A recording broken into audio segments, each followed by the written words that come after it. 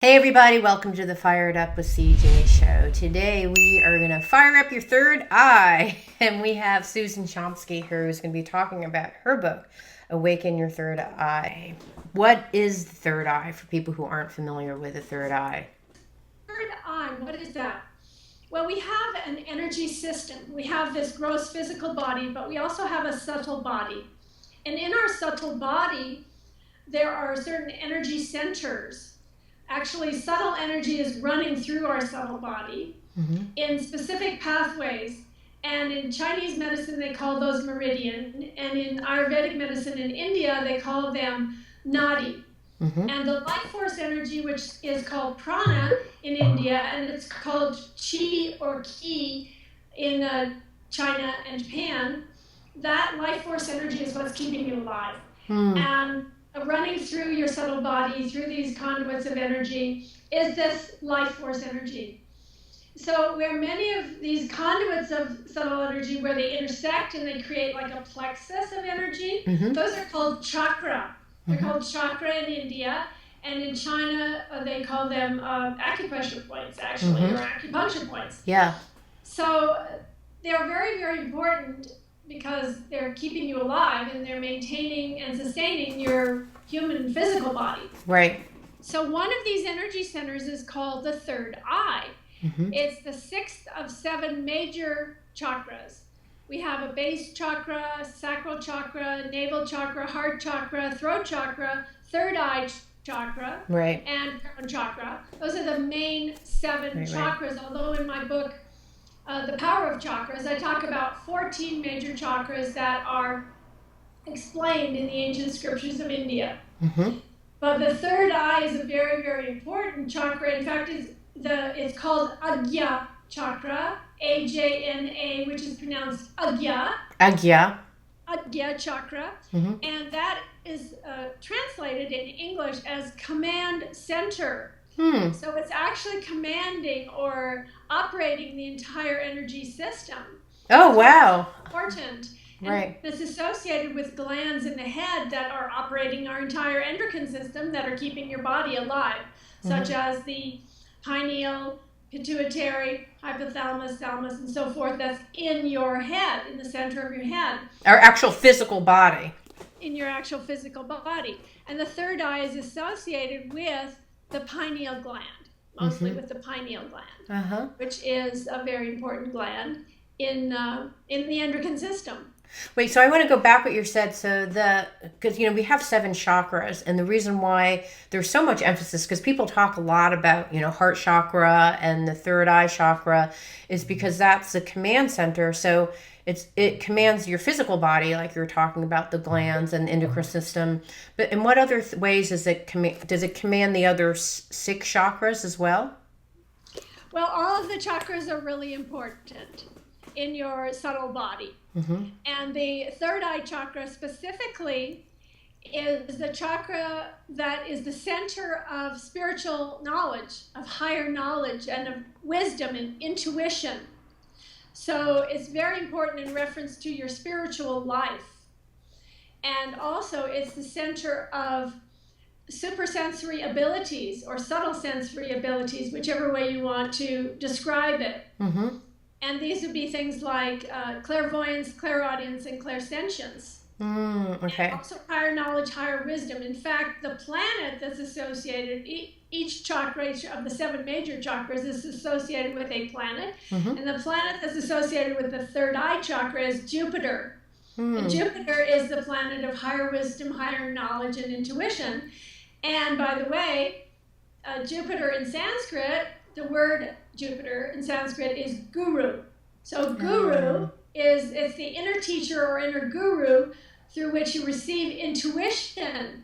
So the third eye is the key to intuition. It's the key to developing that powerful ability to receive divine messages and to receive wisdom and inspiration from within yourself. Okay, so I have a couple questions because I always get slightly confused. We have our throat chakra and we actually have our crown chakra, which, there's this idea of the division of, things above your heart, and then there are things that are below, the below being more physical and the above being more spiritual.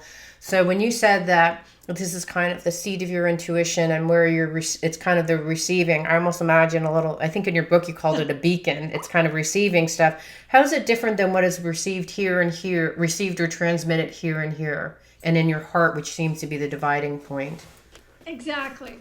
So yeah, the three lower chakras are involved with physicality, involved with survival instinct, involved with reproduction, involved with taking in food and that sort of thing. Right.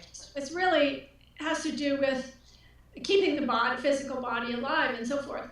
But the heart chakra is like a gateway to the upper chakras. It is the place of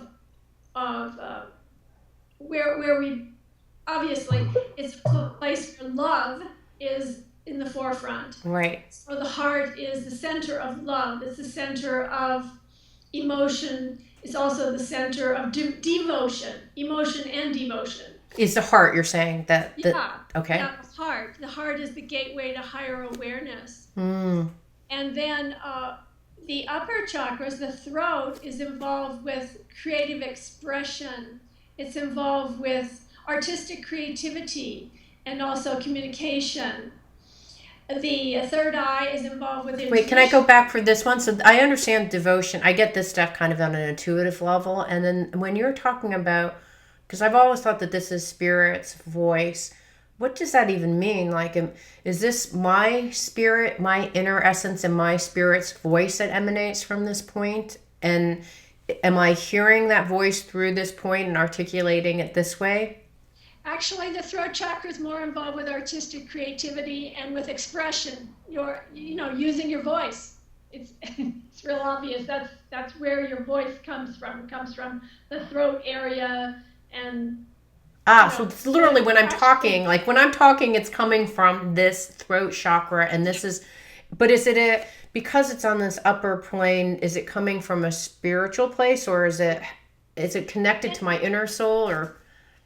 Artistic creativity is your higher. It's one of your higher faculties.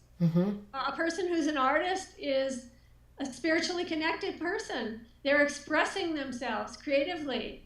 And yes, it is one of the higher chakras. Creative expression is a higher faculty. And it's different than like my root chakra, which is like literally creating other babies or human forms or things like that. Sacral chakra, which is the reproductive area, is the one that is involved with creativity, but it's lower creativity, whereas your throat chakra is upper creativity, artistic creativity. The lower chakra is involved with actually making babies. And by the way, that's a sacred act too. Everything is sacred. There's nothing lower really or higher. It's more physical. The lower chakras are involved with more physical activities. The upper chakras are involved with more mental and spiritual activies. You see what I'm saying? Yes. Like, so if I have an inspired idea, that's actually probably coming more from here than my sacral or sacral chakra. Actually, if you're having an inspired idea, it's from your third eye chakra. And then you express it through your throat chakra. I get it. Okay. It's the expression of it. You see the difference? Yes, okay. I see it. So like the inspired idea comes this way, and how it gets communicated out is literally through my throat and my mouth. So, but if I'm drawing, that's actually not literally coming through my throat, but is that drawing also comes from the throat chakra. It's from your creative expression. It's ruled by Venus. If you understand the planets associated with him, that also helps to understand what they all mean. And then the crown chakra is involved with higher spiritual awakening and unbounded awareness. It really has to do with spiritual enlightenment. Okay. And so what kind of information is being received or sent from here that's different than here? I think all the information, if you're receiving intuitive information, that really is focused in the third eye area. Okay. If you are expanding to higher awareness and fully enlightened, then that's entirely the crown chakra. So give me an example of something that comes from here versus here. Okay, it's not really something that comes from there. It's when you are connected fully to spirit, when you're connected fully to the deity of your understanding, or God, goddess, whatever you want to call it, when you are fully connected and you're feeling that sense of wholeness and oneness, that's the crown chakra. Ah, If okay. you're in meditation, deep in meditation, for example, and you're feeling one with everything, you're feeling that you're connected to the universe, that's the experience of the crown chakra. Does that make sense? Yes, I've had those experiences, although rarely do they occur. I've had those experiences. If you've had them at all, you're very fortunate. Okay. Okay. Okay, interesting, because and then I have, there are all these psychics running around and saying, "Oh, your crown chakra is enormous." So I don't know how I could have an enormous crown chakra when I don't feel these feelings. Possibly. So what is happening, because you were talking about the subtle body, the physical body, there are these people who can see auras, chakra. What is happening when you hear all that stuff? I kind of, frankly, some part of me believes it and part of it me just wonders if it's just pure gibberish, like if the person really says anything. Because when you talk about this, I'm like, pretty rare. Sorry? No, there's actually nothing gibberish about it. This is ancient wisdom that has stood the test of time for thousands of years. Is definitely real. And the ancients understood the subtle energy system. They understood about spiritual awakening and enlightenment. And those of us who are today, we've lost that wisdom in the West, but it's coming back. Yeah. It's becoming more and more popular. People are understanding much more about the subtle energy system. They're learning about Ayurvedic medicine. They're learning about Chinese medicine. They're learning about spiritual awakening and enlightenment. They're going to yoga classes and learning more about yoga and the philosophy of the East. So I have tremendous hope and happiness for the future of this planet, because the awakening of people on this planet has become so exponential now with proliferation on the internet and all of that. So I'm really thrilled to see how much spiritual understanding is really being exploding into the population. And let me clarify, I guess what I wasn't saying is I don't believe that there is a subtle body, because I think what you're saying is there's the physical body, which is the part that I can touch, right? And then in addition to that, there's a subtle body, which is an energetic body that I can't necessarily physically see. I have some people that claim they can physically see my subtle body. And I'm a little bit confused, because people who claim they can see these physical subtle bodies talk about people getting connected or not connected. So are we always connected, but we may not feel it? So I'm not sure what you define the word connected. Okay, so someone may see me. I may see someone who sees auras or sees subtle energies and say, and I've had people come up to me and say, your crown chakra is gigantic and your aura is gigantic, and whatever. I'm like, I'm not viewing this as like the same size as my penis. Like, I don't see any like correlation to my greatness. But the correlation is always presumed like, oh, isn't that wonderful? I'm like, well, I don't know. Like, I don't see it. I can't feel it. I don't know what it means. And so the question is, when people are running around talking about how big your auras are, your connections, what are they really saying, and what does it mean? Charismatic. It makes people want to be near you. It means you are magnetic. You have a magnetic personality. I see. Tell me more. No, I'm just kidding. No, but also makes you more sexually attractive. All right, so let's go back to the third eye. So the function of the third eye is, it's like you said, the third eye is about picking up intuition. It's about, picking up wisdom. What else is third? Like, why the big emphasis? Why is it that we care about this third eye? Why is it important? It is the center of illumination, which means it is the center of awakening, where you are able to receive divine impressions and also communicate with divine beings, and be able to hear the divine voice and develop your spiritual self. Got it. It is the center of your spiritual self, or your higher self, shall we say. This is like the conduit between that and my spirit guides and angels that communicate to me, and And, any spirit guides, we had done an interview on spirit guides. So anyone who's talking to me from these other ethereal planes, they talk to me through this. That's correct. Your third eye. Okay. And this, which you were describing, is kind of more of a general sense of wholeness and oneness. It's kind of like a felt experience that I'm getting, kind of expansion of consciousness, which is different than specific communications with the spirit. You're talking about the crown chakra, right? Yeah, I'm just trying to figure out the two differences between this. That's what I think I heard from what you said earlier to the third eye. Yeah. Interesting. Yeah, that expansion, that complete expansion of wholeness and oneness, that would be more centered in your crown chakra, okay. Yes. And your third eye is located here, and you said it's in the pineal gland, right? It's in the area of the pineal gland, yes. And in fact, it isn't just there, it's also in the area of your forehead and in the back of your head. Oh, so it goes in both directions. Yeah, it's not just located in the pineal gland. It's actually centered all around different areas in the middle of your head. Oh, okay. Wow, interesting. Okay.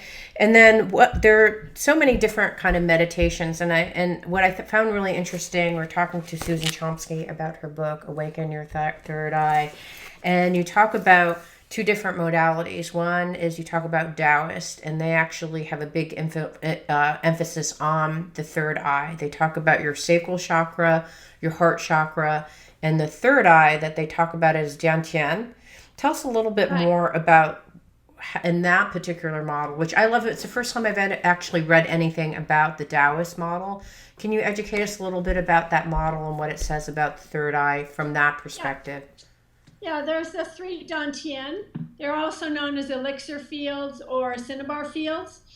And they are located in those places that you mentioned, the three Dantian, which is in the sacral area, and in the area of the third eye is another area, and the area of the navel area. And there are three treasures called Jing, Qi, and Shen that are associated with those three different Dantian. The Shen is associated, which means spirit, is associated with the third eye.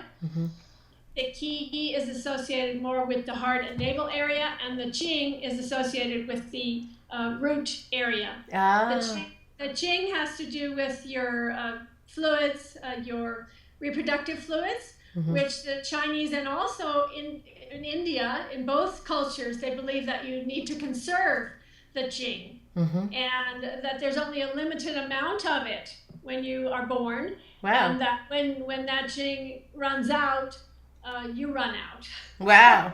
So they talk about conserving it for physical immortality, and they really place a lot of emphasis on physical immortality and on preserving that sacred fluid in the Taoist tradition, and also in India they talked about that too.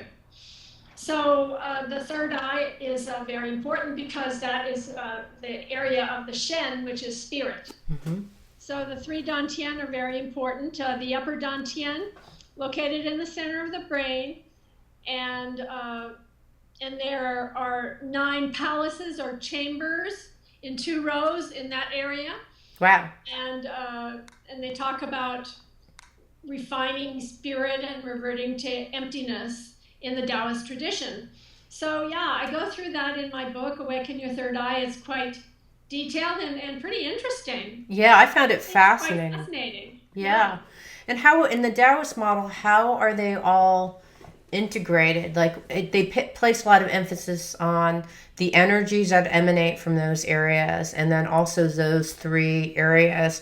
Is there a reason? And whereas if you look at the 7 chakras in the in different models, the yoga model or whatever model, I guess a Hindu model, they talk about 7, and actually they have the exact same thing in India. They're what they call the 3 granthis, and the granthis are exactly the same as the 3 Dantian. They're in the same exact places. Why those 3? Why are they? Because it seems like there's a lot of emphasis on those 3 parts. Why those 3 parts relative to all the other 7 parts and all the other meridians and things that are out there? The reason they're so important is because those are three places we get stuck, psychically stuck, shall we say? Mm-hmm. For example, in the lowest granthi or lowest dantian, we get stuck in survival mode.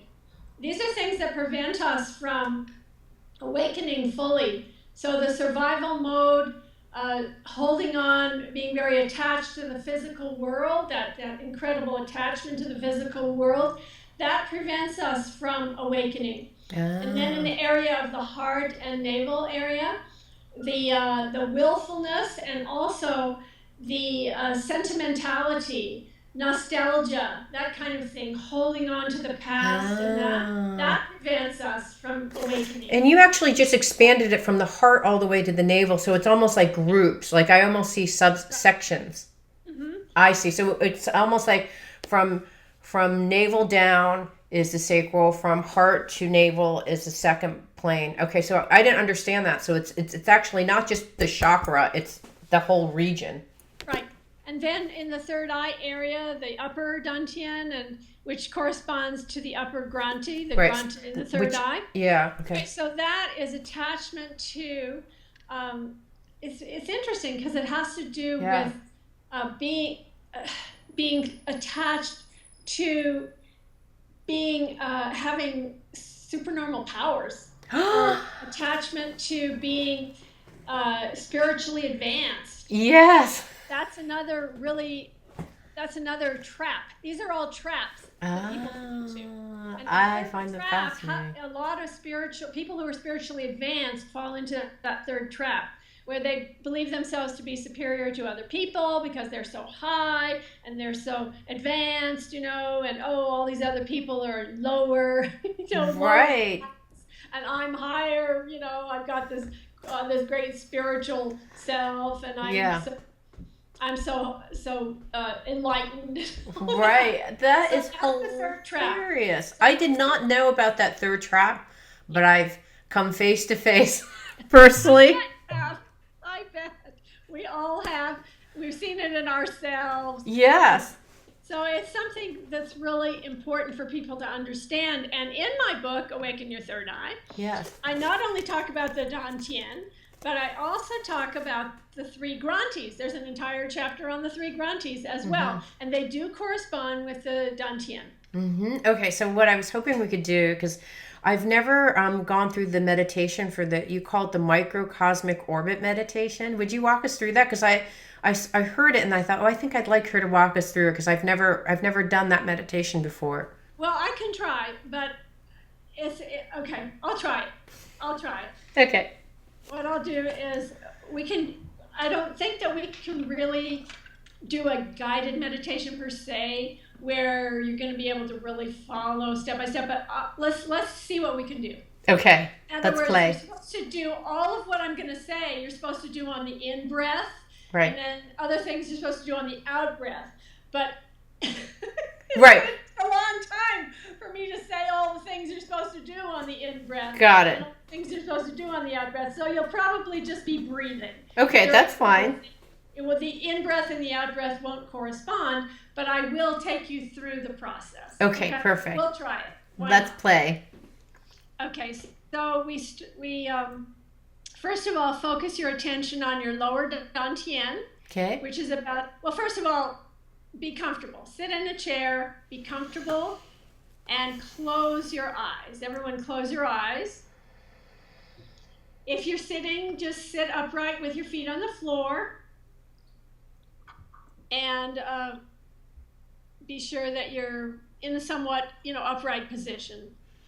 Okay, so focus your attention on your lower dantian, which is about 2 inches below your navel. Okay. And visualize a small, luminous golden or white energy ball, which is bright and pure. Maintain your attention on the lower dantian until you can feel a kind of a ball of energy. That can be heat or vibration or warmth or a sensation of its presence. And then close your mouth and inhale through your nose. Draw the air into your belly so that your abdomen expands. In other words, lower breathing or abdominal breathing. Mm-hmm. And then slightly open your mouth and exhale as you lift your tongue to the palate with the tip of your tongue touching the back of your upper front teeth. As you exhale, your abdominal muscles will contract. Now, using the same abdominal breathing process, take a deep breath into the belly and imagine the small ball of energy passing down from the lower Dantian, in other words, going down, not up, but down. Okay. Past the perineum, in other words, that's between your legs, the perineum, then go back, go backwards and then up the spine, through the coccyx. Then imagine that the ball, the spine, to the navel point on the spine, in other words, behind your navel, but on your spine, then up to where your ribs meet the spine, and then up to the back of the head. So that ball is going up to the back of the head where it joins the neck. That's the throat chakra, actually. Mm-hmm. Then visualize or imagine that this ball of energy is in the center of your brain, at the area of the pineal gland, which is right in the center of your head, and that it is absorbing healing energy through the point at the top of your head. That's the point where energy comes in from the cosmos. So you just imagine that the energy is coming in from the cosmos into that ball of energy at the top of your head.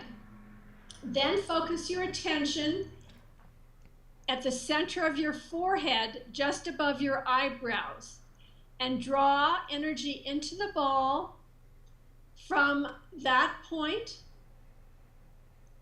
which is above your eyebrows, and then the ball will pass to the roof of your mouth. You might feel a tingling or throbbing sensation in your mouth. Okay, that was all done in one inhalation. Okay, good. But if I were to trace back, and excuse myself, because I'm starting from I don't know if I can stand here. But you're going from here, and then you're going up this way. Right, up, and then up. Back your spine. That's right. Then up over the top of your head, and down to your third eye area. Right, this way. And then it ends in your mouth. The ball is then in your mouth. Okay, so just sit down again and close your eyes again. Okay. But it starts from, is it starting from the front and then going down to my crotch and then the back? It's starting from the front. Right. So like my the Dantian point, that's correct, exactly where you're pointing. Yes. And my crotch. Yeah, that's right. Down through your crotch and up the back. Right, and then down this way. Right. Okay, thank you. All right, then we're going to exhale. In our one inhale, we did all of that. In our one exhale, we do as follows. All right, so close your eyes again. Okay. And as you exhale through your mouth, let the energy ball which is in your mouth, let it sink down through your palate and tongue. And your tongue, by the way, is still lightly pressed against your palate, and it goes into your throat to the heart. From the heart, you draw it down through your solar plexus, past your navel, and down into the lower Dantian, where the energy gathers, mixes, and is reserved for internal circulation. That is one cycle. That's the cycle of the microcosmic orbit. That's how it works. Okay, so we went all the way from the front. We went to the back, we went around, we had in my tongue from the inhale, and then the exhale went from here, dropping down into my heart, going back into this area, and then returning back to the beginning. Is that right? That's the orbit. That's correct. Okay, that's cool. That's it. You got it. Yeah, it's interesting. I like that. I've done that in yoga, but no one introduced the idea of a ball. You use your imagination. Yeah, it's interesting. So is this, and then why is this? So Pete, on the web, there's how do you open up your third eye? So why is that opening up your third eye? Is it because you're clearing through those kind of 3 areas that there's stuck energy? Yes, you are. Yeah. But that's just one little exercise in my book. My book is filled with exercises for opening your third eye. Tons of exercises. Yeah, there's probably like 20. I know that's one of them, probably the most complicated ones. More than 20. A lot more than 20. There's dozens and dozens of exercises in this book to help you awaken and open your third eye. And it just has so much in this book. It does. And it also includes, by the way, the secret to the Yoga Sutras. People may have read the Yoga Sutras by Patanjali from ancient India, and they may have tried to read them, let's say. And they may be kind of astounded to read them because they talk about all these supernormal powers, and they talk about being able to develop your clairvoyance, clairaudience, and clairsentience. But in my book, Awaken Your Third Eye, I have a chapter that actually gives you the secret key to the practice that's being taught in the Yoga Sutras. It's a practice called Sanyma, and no one really knows how to do that. But I just happened to have spent 22 years in an ashram with my guru, and he taught us how to use that, how to use the Yoga Sutras, and what the key to that practice is. And I do teach you how to use that in the book, Awaken Your Third Eye. That's just one thing. Also, I teach Tratika meditation, that is specifically for developing the third eye, and many practices such as mirror gazing and other practices to help you open and awaken your third eye. And also I give you a meditation, a very profound meditation called Divine Revelation Meditation to help you to awaken your supernormal, supersensory abilities. And, you know, when I was younger, I don't really think I had very much developed in that area of supersensory perception, but I learned it. I learned how to do it. You can learn how to do it too. You know? Yeah. And the Sanyma, I was an average person and when I started out, and I learned it. It's just a matter of learning and practicing. Well, I think it goes back to the thing that you're saying. It's not like, you know, it's anyone can do this. It's not like this kind of I'm better, I've been it just takes time. And so the Sanyma, tell us again, is that the whole sun and moon and that meditation? Well, it's interesting that you mentioned sun and moon because that is part of the Yoga Sutras. But yes, the Sanyama is a particular, it's spelled Sanyama, Sanyama, and it is a particular practice that has 3 aspects to it, Dharana, Dhyan, Samadhi, the 3 practices that are 3 parts of the Sanyama practice. And I do give the key, and the secret is revealed in this chapter in my book, Awaken Your Third Eye. Okay, got it. And then, but it is related, but there are a couple of them related to, and as I understand it, because I was thinking, what is it? There's all these different meditations to open up your third eye, but it seems the commonality among all of those meditations is it's about clearing out your chakras or clearing out your energy so that you're clean, so that you can receive information. Because if you've got all sorts of gobbledygook throughout these channels, it seems like your subtle body could be interfering. Is that the primary goal of any of these third eye opening chakra meditations? Well, I think it's real important for your viewers to understand that it doesn't matter where you start from.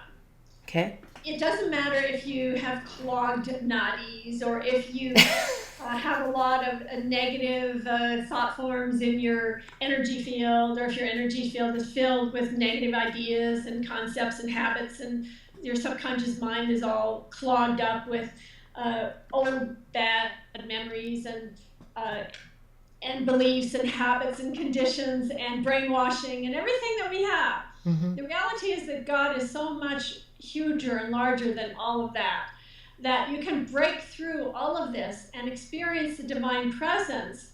And I've seen it over and over again. It doesn't really matter where somebody starts from. Everyone and anyone can experience the divine presence and begin to receive divine messages from the still small voice, whether that be through clairvoyance, clairaudience, or clairsentience. Clairvoyance means seeing through the inner eye. Clairaudience means hearing the divine voice speak to you. Clairsentience means getting the gut feeling, just feeling, sensing. We all have these abilities already developed. For example, if you go into a building, you can immediately sense, does this have a good vibe? Does it have a bad vibe? What does this feel like in this place? Or a nursing home or a bar, you're going to immediately feel this dense vibration there. If you walk into a beautiful place that has a wonderful spiritual energy, you can sense that. We all have this ability. When you first meet somebody, you can sense, is this person closed off? Are they angry? Are they open-hearted? Do they seem like a really loving person, or a person who's very defensive, perhaps, a very sad person? So you can sense these things. We all have these abilities. It's just a matter of practicing and really focusing and practicing and doing some specific spiritual practices that will help you to develop your abilities further. We can all do this. And it's just like learning to play the piano, for example, or a violin. It takes time and practice. So you have to make it a priority in your life if you want to develop these abilities. Yeah. And it's worthwhile, because it's not just about having supernormal powers. It's about attaining higher consciousness. It's about realizing who you truly are. Right. I love it, because I think that there's so much out there, like you've got to do this and that in order to hear the voices. And I think what I'm hearing you say is all you have to do is practice. And no matter where you start, maybe you start from doing heart meditations, maybe you start from doing yoga, maybe you start from doing the Dantian, maybe you start, but wherever you start, it's all kind of creating the connection, and that those connections are for the benefit of you. It's not so that I can levitate, or I can force someone to do my will. I'm not beckoning, I would hope not. I hope that isn't your reasoning for. Well, for some people it is, frankly. I mean, it's to manipulate others. This is really just, the purest intention is for you to actually gain personal wisdom and knowledge to navigate your life. Exactly. That's what I heard. Just be happy, to be a happier person, and to spread happiness to your family, your friends, to people around you. And, if you're happy, and if you're clear, if you've got a smooth and loving vibration about you, then you're going to be of great benefit to people around you. We were talking to Susan Shumsky, and we're talking about her book, Awaken Your Third Eye. And this has so much interesting information, from way more details about where the third eye is located, the relationship to your physical body. Like you said, tons and tons of meditations if you actually want to open up your third eye, and a lot of different philosophies about the third eye, whether it's Egyptian, what Jesus said, what the Egyptians said, all the symbolism. It's all in this book, Awaken Your Third Eye. Thank you so much for being here. It's my joy and pleasure always. Thank you so much. You're a delightful host, and Thank you. have such a wonderful, warm personality. Thank you so much, everyone. Thank you. Thank you, everyone, for listening. Tell us your website, Susan, before we sign off. My website is drsusan.org, drsusan.org. Also, divinetravels.com, DIVINETRAVELS.com. Great. Thank you, everyone. Thanks for listening. It means so much to me that you're listening to the show. I would love your support in any way by giving me comments below, or to subscribe to the show, or share the show with friends. Thank you again for your support. Love and blessings.